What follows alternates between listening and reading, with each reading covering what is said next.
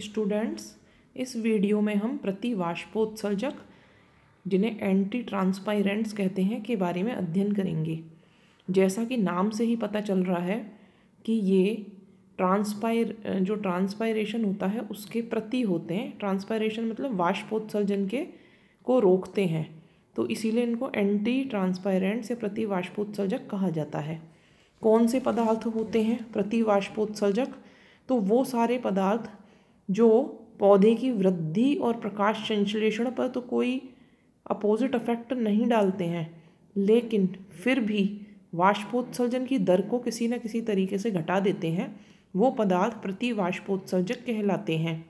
जैसा कि अपन जानते हैं कि वाष्पोत्सर्जन की प्रक्रिया में जो पौधे के रंध्र होते हैं, रंध्रों से जल वाष्प के रूप में बाहर निकलता है। वहीं दूसरी तरफ यदि पौधे को फोटोसिंथेसिस करना है तो उसके लिए उसको कार्बन डाइऑक्साइड ग्रहण करनी होती है, जो रंध्रों के माध्यम से ही पौधे की कोशिकाओं तक पहुंचती है, भीतर प्रवेश करती है प्लांट के अंदर रंध्रों के माध्यम से। तो अब समस्या ये है कि यदि CO2 को भीतर प्रवेश करने के लिए रंध्रों को खोला गया तो वाष्पोत्सर्जन की प्रक्रिया को रोका नहीं जा सकता और जल की हानि होती रहेगी। वहीं दूसरी तरफ यदि वाष्पोत्सर्जन की प्रक्रिया को रोकने के लिए रंध्रों को बंद कर दिया गया तो फिर CO2 भी भीतर प्रवेश नहीं करेगी और प्रकाश संश्लेषण भी रुक जाएगा, और जब प्रकाश संश्लेषण नहीं होगा तो पौधे के लिए भोजन नहीं बन पाएगा और पौधे की मृत्यु हो जाएगी। अब ये बहुत बड़ी अपने आप में एक समस्या आ जाती है कि रंध्रों को खोलें यदि CO2 ग्रहण करने के लिए तो ट्रांसपायरेशन होता है, और यदि रंध्रों को बंद कर देते हैं तो फिर फोटोसिंथेसिस भी रुक जाता है। तो इसीलिए ऐसे पदार्थों की खोज की गई, ऐसे पदार्थ जो हैं उनका पता लगाया गया जो प्रकाश संश्लेषण पर तो कोई प्रभाव नहीं डालें, पौधे की वृद्धि पर कोई प्रभाव नहीं डालें, वो तो चलती रहे, लेकिन किसी न किसी तरीके से ट्रांसपायरेशन की जो रेट हो उसे कम कर दें। तो वो वही पदार्थ जो होते हैं वो प्रतिवाष्पोत्सर्जक कहलाते हैं।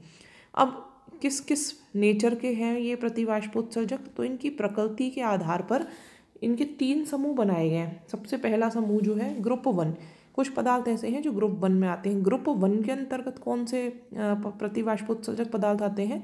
इस समूह के अंतर्गत वो पदार्थ आते हैं जैसे सिलिकॉन तेल या फिर अल्प श्यानता के मोमी पदार्थ। अल्प श्यानता के मतलब जो पतले होते हैं थोड़े इस तरीके के, ये जो मोम जैसे वैक्स होता है उस तरीके के पदार्थ जो होते हैं, या फिर रंगहीन पतली प्लास्टिक जो होती है, प्लास्टिक की जो थैली टाइप के इस तरीके की जो चीज़ें होती हैं वो ग्रुप 1 में आती हैं। तो ग्रुप 1 में आएगा सिलिकॉन तेल, इसके अलावा रंगहीन प्लास्टिक, ये ध्यान रखें रंगहीन होगी, कलर्ड प्लास्टिक नहीं, और मोम जैसे पदार्थ। अब क्या किया जाता है, इन पदार्थों को पौधे के ऊपर छिड़क दिया जाता है। तो ये पदार्थ क्या करते हैं, पत्तियों के ऊपर एक पतली सी परत बना लेते हैं, एक थिन फिल्म बना लेते हैं, जिससे क्या होता है, ये जो परत होती है ये जल के लिए तो अपारगम में होती है, यानी जो जल है वो पत्तियों में से निकलकर इस परत को पार करके बाहर नहीं जा सकता है। तो ट्रांसपायरेशन की दर तो है कम हो रही है एक तरीके से इन पदार्थों के छिड़काव से, लेकिन ऑक्सीजन और CO2 के लिए यानी गैसियस एक्सचेंज को नहीं रोकते हैं, उसके लिए पारगम में होते हैं। तो ऐसी स्थिति में CO2 भीतर प्रवेश करती रहेगी, ऑक्सीजन भीतर प्रवेश करती रहेगी श्वसन के लिए, और ये गैसें बाहर भी निकलती रहेंगी, वाइस वर्सा, दोनों ही चीज़ें होती रहेंगी। तो इस लिहाज से ये प्रतिवाष्पोत्सर्जक की तरह कार्य करते हैं। लेकिन समस्या ये है कि व्यावहारिक रूप से जब अपन इन पदार्थों को उपयोग करते हैं, ये तो एक हो गई थ्योरेटिकल बात जो आपको बताई, लेकिन जब प्रैक्टिकली अपन इनको अप्लाई करते हैं कृषि में तो इनकी जो प्रैक्टिकल एप्लीकेबिलिटी है वो बहुत सीमित है, लिमिटेड एक्सटेंट तक ही है, कुछ हद तक ही इनका इस्तेमाल किया जाता है, बहुत ज़्यादा जो सक्सेसफुल नहीं है ये चीज़ें, और वाष्पोत्सर्जन की दर को बहुत ज़्यादा कम नहीं कर पा रही हैं। तो अब दूसरे ग्रुप की बात आती है, सेकंड ग्रुप है। जो ग्रुप 2 है उसमें अब कौन से पदार्थ आते हैं? इस समूह में ऐसे पदार्थ सम्मिलित किए गए हैं जो उपापचयी संदमक होते हैं, यानी जो मेटाबॉलिक इनहिबिटर्स होते हैं उनको इस ग्रुप के अंदर सम्मिलित किया गया है। ये पदार्थ जो होते हैं ये क्या करते हैं, दोपहर के समय, क्योंकि अपन जानते हैं कि ट्रांसपायरेशन की जो प्रक्रिया होती है वो कब होती है, वो दिन के समय होती है, दोपहर के समय होती है।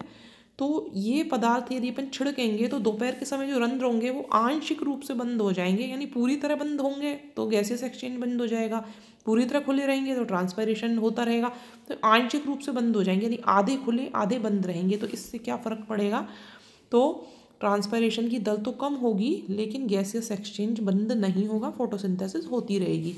तो लेकिन इनमें भी एक समस्या है। तो ये रंध्र क्या करेंगे, दोपहर के समय में, केवल दोपहर के समय में आंशिक रूप से रंध्रों को बंद कर देते हैं पदार्थ, यानी उन्हें पूरी तरीके से रंध्रों को खुलने नहीं देते। लेकिन इन जो संदमकों की उपयोगिता है वो केवल तब तक है। अब एक चीज़ और इसमें बहुत ज़रूरी है जो अपन जान लें कि आप कोई ऐसा पदार्थ छिड़क रहे हो जो कि क्या कर रहा है, रंध्रों को आंशिक रूप से बंद कर रहा है, लेकिन जिस पदार्थ को आप छिड़क रहे हैं वो कोई केमिकल है या रसायन है, वो ये नहीं जानता है कि ये रंध्र की कोशिका है, ये पादप की दूसरी उपयोगी कोशिका है। तो अपन को ये भी देखना ज़रूरी है कहीं ऐसा ना हो कि अपन किसी पदार्थ को छिड़क रहे हैं, रंध्र को अपन आंशिक बंद करने के उद्देश्य से छिड़क रहे हैं, लेकिन वो पौधे की दूसरी कोशिकाओं के लिए टॉक्सिक हो या विषालु हो, तो ऐसी स्थिति में उस पदार्थ को अपन यूज़ नहीं कर सकते हैं। तो अपन को ये भी देखना आवश्यक है कि इन संदमकों की उपयोगिता केवल तब होती है जब इनका प्रभाव केवल रंध्रों की द्वार कोशिकाओं पर हो और जो बाकी की अन्य बाह्यत्वचीय कोशिकाएं हैं वो अप्रभावित रहें। दूसरी कोशिकाओं पर इसका कोई नेगेटिव इफेक्ट नहीं होना चाहिए, तभी अपने लिए काम का पदार्थ सिद्ध होगा।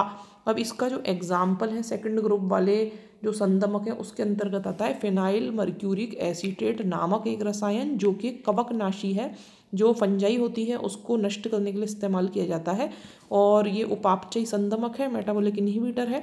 यदि अपन इस फिनाइल मर्क्यूरिक एसीटेट का 10 की power -4 m 10 to the power -4 m मतलब मोलरिटी का जो घोल है वो बनाकर और उसको छिड़कें, तो ये घोल जो होता है बहुत कम टॉक्सिक होता है। पौधों में यदि आप इसका छिड़काव करोगे तो रंध्र आंशिक रूप से ही खुलेगा, पूरी तरह से नहीं खुलेगा।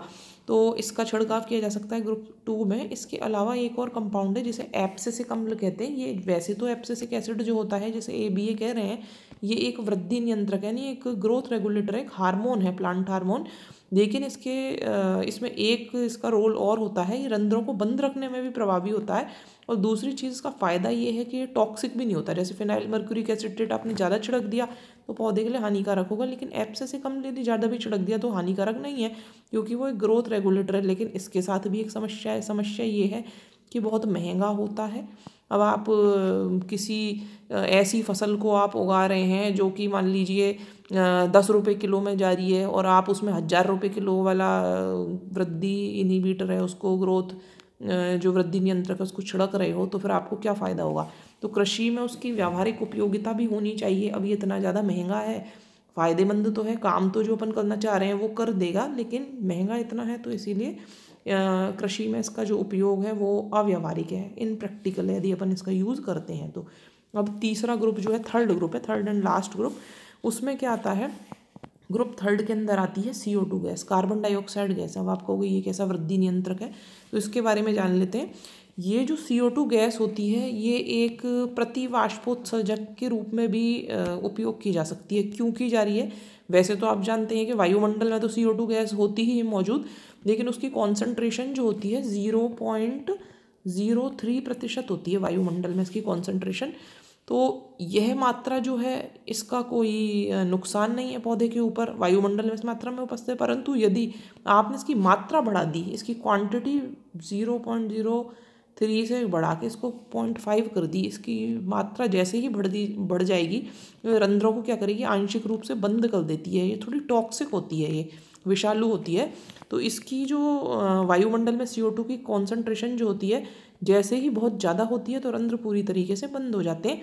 लेकिन ऐसी स्थिति में प्रकाश संश्लेषण की क्रिया भी रुक जाती है। तो इसीलिए इसके संग थोड़ा सा ये लिमिटेशन है कि मात्रा यदि आप बढ़ा रहे हो, यदि आप CO2 गैस को एंटी ट्रांसपेरेंट के रूप में यूज़ करना चाहते हैं, तो अपन इसकी मात्रा केवल 0.03 से 0.05% ही करें। थोड़ी सी ही मात्रा बढ़ाएं, इतनी ना बढ़ा दें कि बिल्कुल ही रंध्र पूरी तरह से बंद हो जाए और प्लांट के ऊपर कोई विषालु प्रभाव हो।